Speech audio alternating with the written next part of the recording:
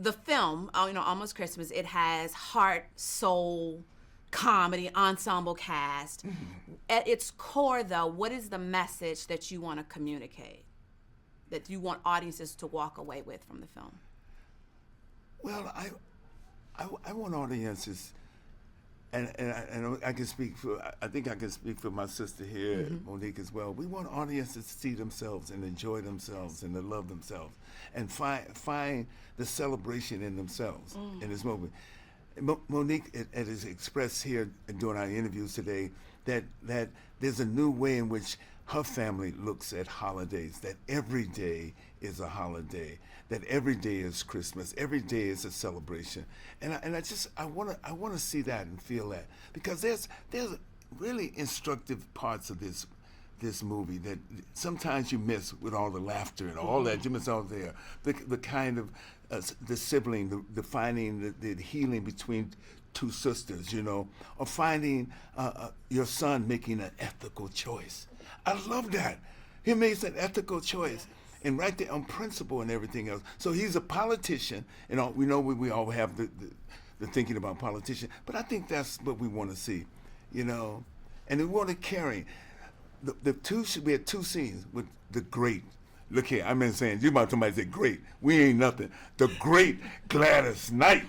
Thank you. Yes. Great Gladys Knight with two scenes in there, And every time I was around there, by the time I get to, what I'm saying, but that's what we want to think. Okay. Yes. So, Monique, you killed it. I mean, every single time you and JB hit the screen, the audiences last night went crazy. Can you tell me what scenes took longer to shoot, not because of production, but just because of the comedy and the shenanigans? All of it. Okay? All of it. I think that we were all professionals, so we got it done, and again, when you are working with a legend, a living legend. And that's what Mr. Glover is to us. When you are working with that living legend, you don't want to mess around because you want to respect what you're in front of. So though we had a great time, we got it done because we wanted to make sure we reserved our legend. We didn't want to have him there all hours of the night. Let me tell you, what he taught us was how to take a nap. Baby, let me tell you something. Mr. Glover taught us in cut and action. So we were learning so much from this man. In every scene, even in his silence, he was showing us, listen, baby, this is how you have longevity. And his humility on that set, everybody was baby. He walked in, come here, baby, hey, baby, hey. From the director down to the brother cleaning up. So to be in that type of energy and that type of spirit, you couldn't go wrong. So that's what you're getting when you watch this film. You're watching the head of the body lead his family.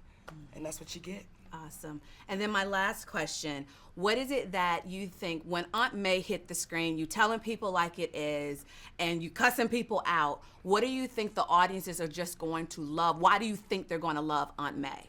Aunt May is real. Aunt May is you. Aunt May is me. Aunt May is Mr. Glover. Aunt May is that person that says, I'm thinking it, I'm going to say it. Most people think it, but they're too afraid to say it. So Aunt May is that person that you love for her to come around. You just hope it's not your turn to get it. But you're grateful that you got it when everybody walk away and you be like, oh, she did tell me about that. Oh, so, that's who she is. And she's that spicy word lady. She the one that the Christians be like, oh, here come Aunt May. But they wish they could say what Aunt May said, baby. Yes, that's who Aunt May is. All right, thank you. Thank you, my love. Thank you.